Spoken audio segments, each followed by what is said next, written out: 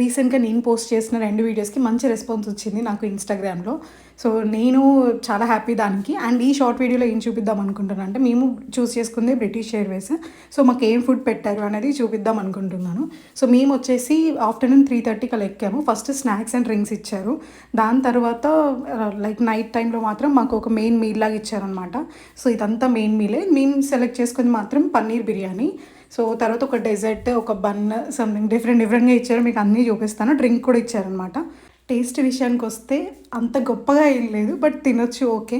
But చాలా చిన్నగా అనిపిచ్చింది మీల్. ఎందుకంటే మేము ఆల్మోస్ట్ 10 అవర్స్ సేమ్ ఫ్లైట్ కాబట్టి కొంచెం కడుపైతే నిండలేదు.